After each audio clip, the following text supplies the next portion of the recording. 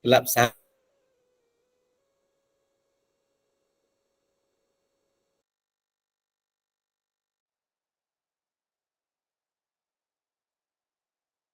jadi kalau ada tadabbur daripada asatizah lain tu cari asatizah lain untuk buat tadabbur. Kita faham Al-Quran, kita telusuri apa maqasid ataupun tujuan-tujuan ataupun apa yang nasihat-nasihat yang Allah bagi di dalam Al-Quran untuk kita buat. Okey. Saya tak pasti sebenarnya sebab kalau baca saja saya lebih okey, kita pergi kepada sedikit bukan ulang kaji, lebih kurang macam ulang kaji, kita tengok balik apa sebenarnya surah-surah yang dibaca dan menjadi amalan oleh Nabi Muhammad sallallahu alaihi wasallam setiap malam. Setiap malam, dan ada yang betul-betul khusus untuk sebelum tidur. Ada yang betul-betul khusus untuk sebelum tidur. Maka surah-surah lain yang selain daripada apa yang saya nak sebut ini, kita pun sebenarnya dah belajar dah di dalam bab-bab yang sebelum ini berkaitan dengan kehidupan malam sebelum tidur, baca sebelum tidur, bangun dari malam dan sebagainya, dan berapa-berapa surah yang kita dah tengok. Ada riwayat yang sahih, ada riwayat yang dhaif. Maka kalau kita tengok dekat sini, riwayat yang sahih tentang bacaan-bacaan surah pada waktu malam yang biasa dibacakan oleh Nabi Muhammad sallallahu alaihi wasallam. Okey, saya sebut je sebab hadis-hadisnya dah ada, kita dah jumpa dah sebelum ni. Kalau ingatlah, yang pertama surah Al-Isra. Yang pertama surah Al-Isra, surah nombor 17. Okey, ayatnya ada 111. Lepas tu surah Sajdah, ataupun dinamakan juga dalam satu hadis itu disebut Alif Lam Mim Tanzil. Surah yang ke-32, ayatnya 30. 30 ayat. Lepas tu surah Az-Zumar. Surah Az-Zumar surah ke-39. Saya susun mengikut susunan. Ayatnya ada 75 ayat. Lepas tu surah Al-Mulk surah yang ke-67, ayatnya ada 30. Dua surah ada 30 ayat. Dua surah ni ada dua surah, surah Sajdah dengan surah Al-Mulk ada 30 ayat. Okey. Lepas tu ada riwayat yang lain. Ada riwayat yang lain yang ulama berselisih pendapat tentang riwayat ini, tetapi kita bertengok hari itu tak silap saya hasan martabatnya, dan memang ada ulama yang kata hasan, ada ulama yang kata dhaif. Maka ambillah banyakkan sikitlah. Kalau mungkin ada yang rasa sikit, kalau Isra saja, Sajadah saja, Az-Zumar saja, Al-Mulk saja tu sikit, bolehlah tambah dengan Al-Musabbihat ini. Al-Musabbihat ini 7 surah yang dimulai dengan tasbih, sama ada memulakan dengan Subhanallah ataupun Sabbih isma rabbik Sabbih isma rabbikal a'la ataupun Yusabbihu lillah. Dia ada 7 surah. Yang pertama surah Al-Isra, kita dah sebut dah tadi. Surah yang ke-17, lepas tu surah Al-Hadid, surah yang ke-57, lepas tu surah Al-Hashr, surah 59, surah As-Saf, surah yang ke-61, surah Al-Jumu'ah, surah yang ke-62, surah At-Taghabun, surah yang ke-64, surah Al-A'la, surah yang ke-87. Maka inilah riwayat-riwayat, saya mengikut ranking, letak ikut ranking. Surah Al-Isra, surah As-Sajdah, surah Az-Zumar, surah Al-Mulk, tidak ada masalah. Martabatnya hasan. Martabatnya sahih, ada yang sahih, ada yang hasan. Tapi tentang 7 surah yang bermula dengan tasbih ini ada sedikit perbahasan para ulama, tetapi kita ambil kata yang hasan. Tak apa, guna saja pakai. Dan jumlah surah-surah semua yang biasa dibacakan pada waktu malam oleh Nabi Muhammad sallallahu alaihi wasallam ada berapa? Al-Isra, As-Sajdah, Az-Zumar, Al-Mulk, Al-Hadid, Al-Hashr, As-Saf, Al-Jumu'ah, At-Taghabun, Al-A'la. Ada berapa? Ada 10 surah. Ini ulang kaji sikitlah, tulis sikit. Ada 10 surah. Tapi 4 surah paling awal tadi tu, itulah yang terdapat di dalam hadis sahih dan hasan. Okey? Boleh? Okey. Jadi nak baca surah-surah tu semua pada waktu malam, wallahu alam. Sebelum ni berapa surah dibaca setiap malam? Saya ni ialah mungkin amalan-amalan sebelum ni mungkin baca banyak. Saya malam ni saya rasa macam nak baca sikit daripada surah Al-Isra. Dan mengikut susunan, kalau lepas ini saya diminta untuk ni, mungkin saya akan sambung lagi tadabbur surah Al-Isra' ni sampai habis. Lepas tu kita masuk kepada surah apa? Yang kedua tadi tu, surah As-Sajdah. Lepas tu habis tadabbur surah As-Sajdah, kita tadabbur surah Az-Zumar, kita tadabbur surah Al-Mulk, lepas tu kita ikuti dengan Al-Hadid, Al-Hasyr, As-Saf, Al-Jumu'ah, Al-Taghabun, Al-A'la. Kalau ada peluang lah. Kalau ada peluang insya-Allah. Maka malam ni saya akan baca, saya minta maaf walaupun tak berapa nak sedap. Saya harap saya dapat meraihkan makhraj-makhraj huruf dan kita sama-sama boleh tegur saya kalau saya silap baca. Saya mungkin ambil dalam 2-3 muka surat dan kita pergi kepada tadabbur insya-Allah. Saya tengok dalam 2-3 muka surat dan kemudian kita pergi kepada tadabbur insya-Allah. Tak payah baca sekali dengan saya lah. Saya baca seorang-seorang je lah. Yang lain boleh dengar, dan macam saya dah selalu sebut, dengar bacaan Al-Quran adalah dengar dan patuh dan dengar cakap Allah Subhanahu Wa Taala. Dengar, bagi perhatian, diam, itu mendapat pahala juga bila kita dengar orang lain baca Quran. A'udzu billahi minasy syaithanir rajim. Bismillahirrahmanirrahim. سبحان الذي أسرى بعبده ليلا من المسجد الحرام إلى المسجد الأقصى الذي باركنا حوله لنريه من آياتنا إنه هو السميع البصير وآتينا موسى الكتاب وجعلناه هدى لبني إسرائيل ألا تتخذوا من دوني وكيلا ذرية من حملنا مع نوح إنه كان عبدا شكورا وقضينا إلى بني إسرائيل في الكتاب لتفسدن في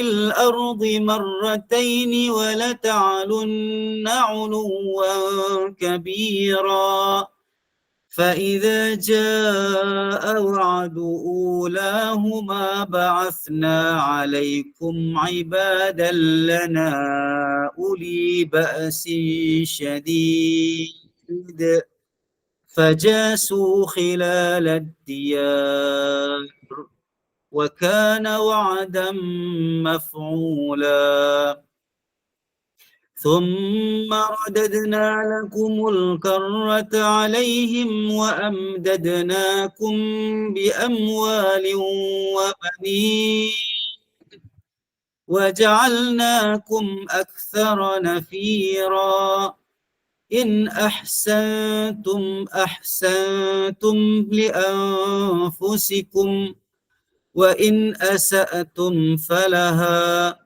فإذا جاء وعد الآخرة ليسوءوا وجوهكم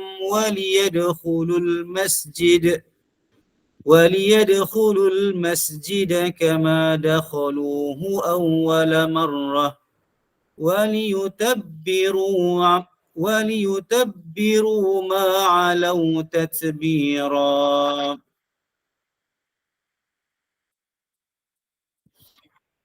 عسى ربكم أن يرحمكم وإن عدتم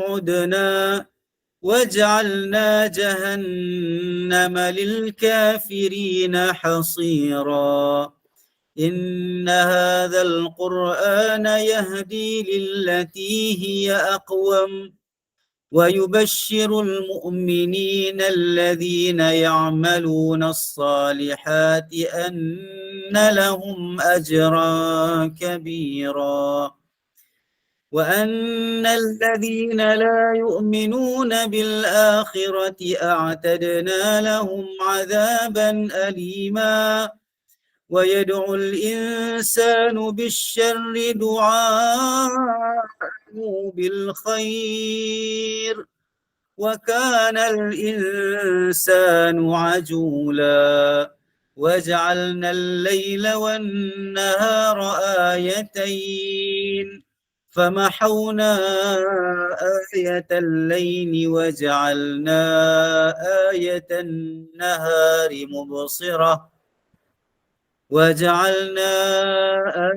النهار مبصرة لتبتغوا فضلا من ربكم ولتعلموا عدد السنين والحساب وكل شيء فصلناه تفصيلا وكل إنسان ألزمناه طائره في عنقه ونخرج له يوم القيامة كتابا يلقاه منشورا اقرأ كتابك كفى بنفسك اليوم عليك حسيبا من اهتدى فإنما يهتدي لنفسه ومن ضل فإنما يضل عليها ولا تزر وازرة وزر أخرى وما كنا معذبين حتى نبعث رسولا وإذا أردنا أن نهلك قرية أمرنا متر فيها ففسقوا فيها فحق عليها القول فدمرناها تدميرا وكم أهلكنا من القرون من بعد نوح وكفى بربك بذنوب عباده خبيرا بصيرا ما كان يريد العاجلة عجلنا له فيها ما نشاء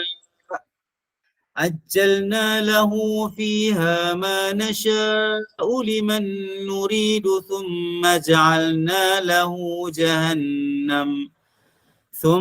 جعلنا له جهنم يصلاها مذموما مدحورا ومن أراد الآخرة وسعى لها سعيها وهو مؤمن فأولئك كان سعيهم مشكورا كلا نمد هؤلاء وهؤلاء من عطاء ربك وما كان عطاء ربك محظورا وما كان عطاء ربك محظورا انظر كيف فضلنا بعضهم على بعض وللآخرة أكبر درجات وأكبر تفضيلا لا تجعل مع الله إلها آخر فتقعد مذموما مخذولا وقضى ربك ألا تعبدوا إلا إياه وبالوالدين إحسانا إما يبلغن عندك الكبر أحدهما أو كلاهما فلا تقل لهما أف ولا تنهرهما وقل لهما قولا كريما واخفض لهما جناح الذل من الرحمة وقل رب ارحمهما كما ربياني صغيرا ربكم أعلم بما في نفوسكم إن تكونوا صالحين فإنه كان للأوابين غفورا وآت ذا القربى حقه والمسكين وابن السبيل ولا تبذر تبذيرا إن المبذرين كانوا إخوان الشياطين وكان الشيطان لربه كفورا. Alhamdulillah saya berhenti dekat situ dulu, dekat muka surat yang ketiga tu. InsyaAllah kita pergi kepada sedikit pemahaman tentang, mungkin sebelum ni ada yang dah pernah belajar tentang tentang tadabbur. Wallahu alam dah belajar tentang tadabbur surah Al-Isra. Ayatnya dia adalah surah Makkiyah. Surah Al-Isra ni kalau orang tanya dia surah Makkiyah ke Madaniyah, dia diturunkan di Mekah ke di Madinah, dia adalah surah Makkiyah. Surah yang diturunkan di Mekah. Surah yang diturunkan di kota Mekah. Walaupun di sana ada pendapat ulama kata kalaupun ada surah itu diturunkan di sekitar Mekah, bukan di Mekah betul-betul tetapi dia di sekitar Mekah dan sebelum hijrah, ia juga tergolong dalam kalangan ataupun kategori surah Makkiyah. Dalam surah Makkiyah. Maka dia kata summiyat surat al-Isra' liftitahiha bi mu'jizatil Isra' lin Nabi sallallahu alaihi wasallam. Dinamakan dengan surah Al-Isra' sebabnya adalah, saya ambil hari ni malam ni dengan surah Isra' sebab mengikut susunan lah, bukan tak nak baca surah Sejadah dan surah-surah lain, Zumar dan sebagainya, tetapi ambil sikit-sikit. Okey. Disebabkan ulama kata dinamakan surah Al-Isra' sebab pada awalnya subhanallazi asra bi'abdihi, cerita tentang Isra' dan Mi'raj. Tadi pun kita dah baca satu hadis, kena sesuai pula dengan malam ni kita baca dan tengok sedikit tadabbur surah Al-Isra'. Hadis cerita tentang Nabi diberi 2 bekas arak dan susu. Maka ini cerita hadis surah yang menceritakan tentang surah Al-Isra', cerita tentang Isra', peristiwa Isra' dan Mi'raj. Dikatakan dinamakan dengan surah Al-Isra' dengan sebab itulah.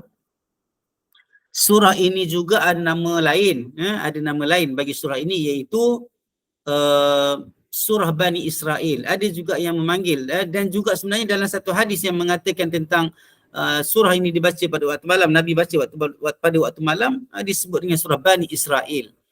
Apa yang dimaksudkan dengan Bani Israel adalah surah Al-Isra'. Dikatakan dinamakan dengan surah Bani Israel ini disebabkan terdapat kisah tentang perangai orang-orang Bani Israel ini, tentang kehancuran dan keburukan dan kejahatan yang mereka buat. Allah kata wa qadayna ila Bani Israel. Itu di antara perkara yang berkaitan dengan surah inilah.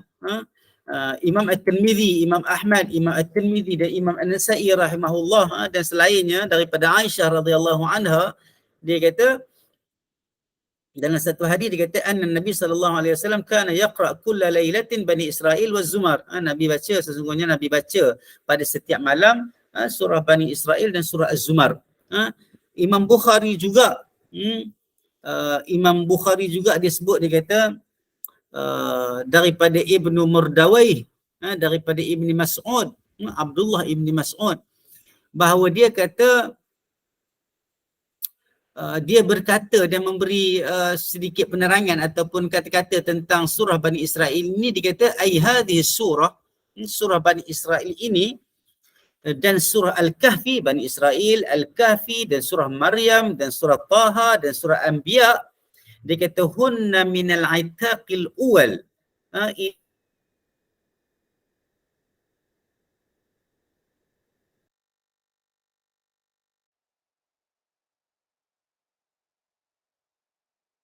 Kan bahawa surah-surah ini, 5 surah ini, surah Bani Israel, surah Al-Kahfi, surah Maryam, surah Taha dan surah Al-Anbiya adalah surah-surah yang terawal diturunkan. Di antara surah-surah yang terawal diturunkan, dan sifat dan jenis surah ini adalah surah-surah Makkiyah. Jadi Al-Kahfi pun Makkiyah, Maryam pun Makkiyah, Taha pun Makkiyah, wal Anbiya pun Al-Anbiya pun Makkiyah juga, surah Makkah juga. Dan dalam kelima-lima surah ini banyak cerita tentang umam-umam ataupun umat-umat yang terdahulu supaya ia memberi pengajaran kepada umat masyarakat jahiliyah. Masyarakat jahiliyah yang banyak masalah, yang banyak kehidupan mereka itu penuh dengan pendustaan, peperangan, pertumpahan darah, zina, kacau bilau, ta'assub, banyak lagi perkara-perkara yang tidak baik berlaku dalam masyarakat jahiliyah itu. Maka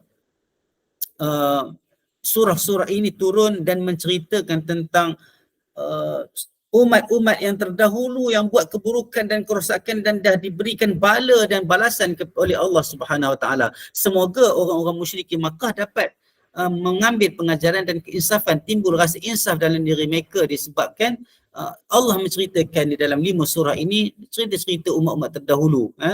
Tetapi ialah sebahagian daripada mereka mendengar dan mengikut seruan Nabi Muhammad sallallahu alaihi wasallam dan sebahagian daripada mereka tidak. Maka itulah sifat-sifat biasa seorang manusia, dan kita harapkan Allah memberi kita hidayah, Allah memberi kita istiqamah dan kesabaran untuk menerima hidayah daripada Nabi Muhammad sallallahu alaihi wasallam, mengikut segala petunjuk dan ajaran Nabi Muhammad sallallahu alaihi wasallam. Kita minta Allah terima kita, Allah jaga iman kita, insya-Allah Allah himpunkan kita dalam syurga insya-Allah. Lepas tu surah-surah ini kita tengok di dalam kumpulan yang pertama, ayat ini dalam ayat 1 sampai ayat 3. Kalau kita tengok dari ayat 1 sampai ayat 3, subhanallazi asra bi'abdihi lailan minal masjidil harami ilal masjidil aqsa. Dia kata maha suci Allah Subhanahu wa taala. Maha suci Allah Subhanahu wa taala. Dia kata maha suci Allah Subhanahu wa taala yang apa? Yang mana Allah Subhanahu wa taala ini telah menjalankan hamba-Nya. Telah menjalankan hamba-Nya. Siapa hamba-Nya itu? Hamba-Nya itu mengikut pendapat para ulama. Mengikut pendapat para ulama keseluruhannya mengatakan bahawa ia adalah Muhammad, ia adalah Nabi Muhammad.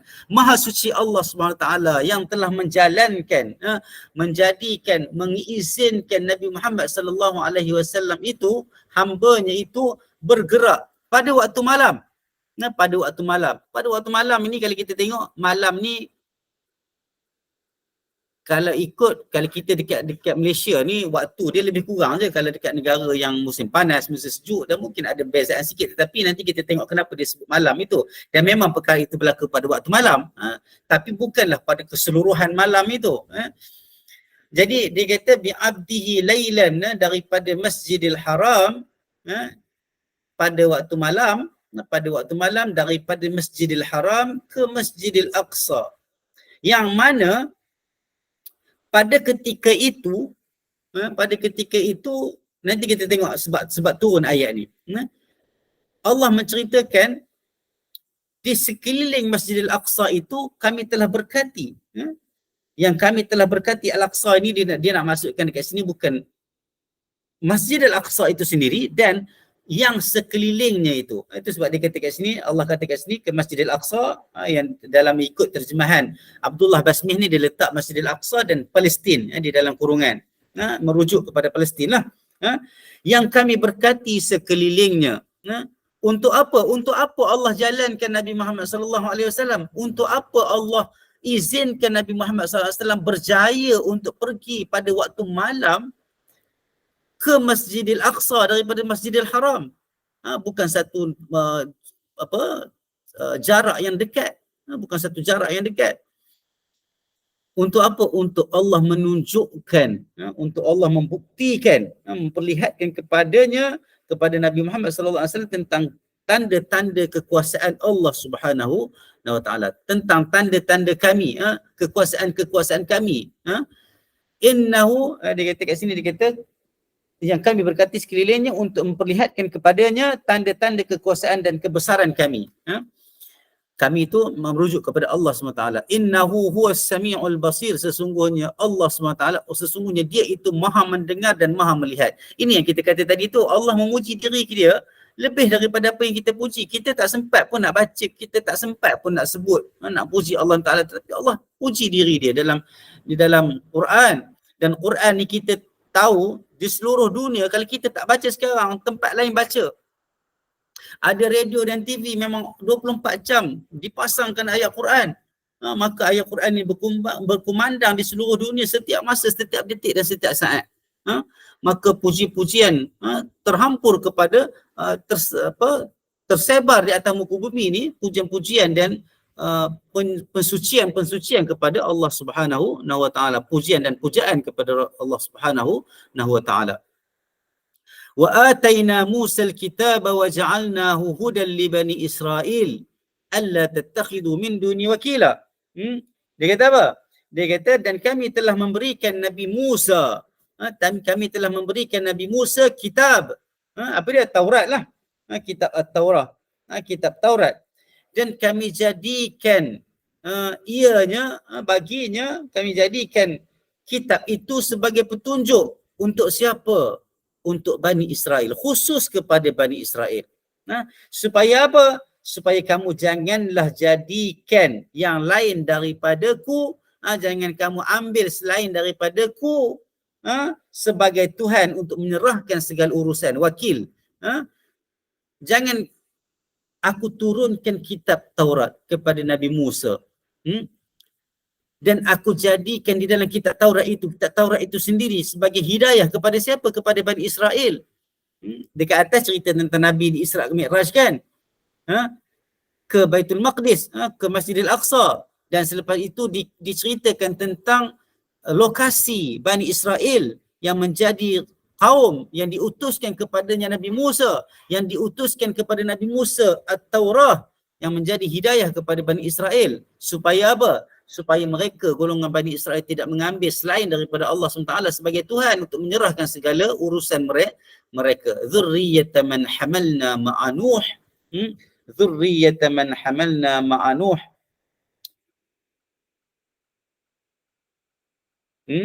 Dan wahai keturunan orang-orang yang telah kami bawa bersama-sama Nabi Nuh, innahu kana 'abdan syakura. Sesungguhnya ia adalah seorang hamba yang bersyukur. Nak ceritanya, dia cerita tiga dalam ayat ni. Tajuk yang Wahbah Zuhaili bagi adalah penurunan peristiwa Isra' dan penurunan Taurat ke atas Nabi Musa. Tetapi dalam tiga ayat ni menceritakan tentang Nabi Muhammad, menceritakan tentang Nabi Musa dan Bani Israel, menceritakan tentang Nabi Nuh, yang mana mereka yang mengikut Nabi Nuh di dalam bahtera itu merupakan golongan orang-orang yang bersyukur, orang-orang yang mendapat nikmat daripada Allah Subhanahu wa taala. Nanti kita cuba tengok sedikit apa sebab turun ayat ni. Kita tengok apa sebab turun ayat ni. Kita belajar sikit-sikit supaya kita faham, supaya kita tahu sebab-sebab turun ayat. Ada ayat-ayat yang sebab turunnya tidak sahih, maka itu ayat tetap turun, cumanya tak sampai kepada para sahabat tentang peristiwa itu. Cuma Nabi mengajarkan para sahabat tentang Al-Quran dan ayat-ayat begitu, ayat-ayat Allah SWT dalam Al-Quran yang mempunyai mukjizat yang besar, yang menjadi panduan kepada kita. Kalau ikut riwayat yang dibawa oleh Wahbah Zuhaili di dalam tafsir Al-Munir ini, dia kata apa? Dia kata Rasulullah SAW bila berlaku peristiwa Isra' Mi'raj kepada dia, dia balik dan dia bercerita kepada orang Quraisy. Nabi menceritakan peristiwa Isra' dan Mi'raj itu kepada orang Quraisy. Dan mereka telah mendustai. Maknanya apa? Mereka tak percayalah. Bila mereka tidak percaya, Allah menurunkan ayat ini. Jadi Allah menurunkan ayat ini menyokong apa yang diceritakan oleh Nabi Muhammad SAW. Nabi bila habis Isra' Mi'raj, maksudnya ayat ini diturunkan selepas peristiwa Isra' Mi'raj, bukan sebelum peristiwa Isra' Mi'raj. Okay? Bukan semasa Isra' Mi'raj. Kalau ikut riwayat ini. Selepas Nabi balik daripada Isra' Mi'raj, Nabi keluar ke Masjidil Haram. Keluar kepada Masjidil Haram. dan memberitahu kepada orang Quraisy. Masjidil Haram ni sebenarnya kalau kita tengok siapa yang belajar sejarah, Spark juga kena cari orang, cari asatizah, mungkin dah ada kot, mungkin wallahu alam, mungkin dah ada, cari ustaz-ustaz suruh orang mengajar sejarah Nabi, guna kitab Rahim Makhtum ke contohnya kan. Cuba kita tengok intipati sejarah Nabi supaya kita lebih kenal Nabi Muhammad sallallahu alaihi wasallam dengan baik. Bagaimana keadaan masyarakat jahiliyah pada ketika itu, bagaimana Nabi berdakwah, bagaimana taktikal Nabi dan sebagainya. Maka pada ketika Nabi Muhammad sallallahu alaihi wasallam balik dan pergi menuju kepada Quraisy tu, Quraisy memang duduk kat Masjidil Haram lah, mereka kan di tempat mereka kan. Dan Darun Nadwah itu sendiri duduk dekat saja dengan Kaabah, dan dia memberitahu tentang peristiwa Isra Mi'raj kepada orang Quraisy. Ta'ajabu minhu listihalati dhalika fi nazarihim, dan mereka takjub dan rasa pelik pada pandangan mereka, dan telah berlaku pada ketika itu sebahagian daripada orang yang beriman telah murtad. Sebab Nabi bawa balik cerita ni, mereka rasa macam benda ni tak betul. Nabi bawa balik dah lepas pada ketika itu Nabi memang dikatakan sebagai ahli sihir, penipu dan sebagainya. Dan bila Nabi balik dengan cerita Isra Mi'raj, sebahagian daripada orang yang beriman telah murtad kalau mengikut riwayatnya. Dan mereka pergi jumpa Abu Bakar As-Siddiq, dan dia bertanya Abu Bakar, sebab Abu Bakar memang digelarkan dengan As-Siddiq. Mereka tak percaya, dan mereka pergi berjumpa Abu Bakar. Bila mereka pergi tanya perkara ini kepada Abu Bakar kata, inni la usaddiquhu ala ab'adi min dhalik. Aku ni memang boleh percaya lebih daripada tu kalau datang daripada Nabi Muhammad sallallahu alaihi wasallam. Ya Abu Bakar. Fasummiya As-Siddiq, dan dinamakan As-Siddiq. Ya. Dan sebahagian daripada, mengikut ceritanya, sebahagian daripada orang kafir Quraisy, mereka cuba pergi ke Baitul Maqdis. Untuk apa? Untuk bila Nabi cerita tentang Isra Mi'raj, Nabi bukan cerita tentang Isra Mi'raj saja, Nabi cerita tentang apa yang terdapat di sekeliling. Apa yang diceritakan, apa yang dia dapat lah di dalam Isra dan Mi'raj itu, apa yang dilihat.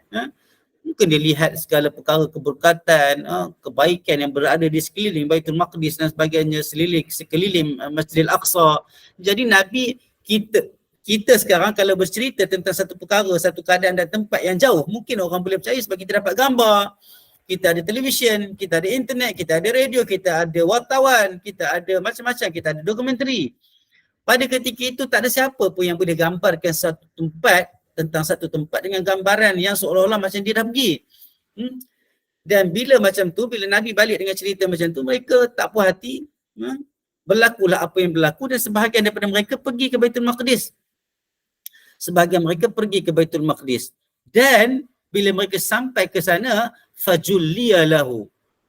Maka telah nyatalah apa yang diceritakan kepada mereka oleh Nabi Muhammad sallallahu alaihi wasallam. Lepas tu faqalu akhbarna an airina fa akhbarahum bi'adadi hijji mali, dan mereka pun menceritakan apa yang terdapat di sana. Lepas tu fasadaful air kama akhbar thumma lam yu'minu. Tapi bila mereka yang pergi ke Baitul Maqdis ini balik dan menceritakan balik kepada orang-orang dekat Mekah pun, masih lagi mereka ini tidak beriman, tidak mengikut apa yang dianjurkan ataupun diajak oleh Nabi Muhammad sallallahu alaihi wasallam untuk beriman kepada Allah SWT. Ini mukjizat. Isra Mi'raj juga mukjizat, untuk menunjukkan kehebatan Allah SWT, untuk melemahkan kekuasaan orang-orang kafir Quraisy yang tidak tahu banyak perkara, terutama perkara yang jauh daripada mereka.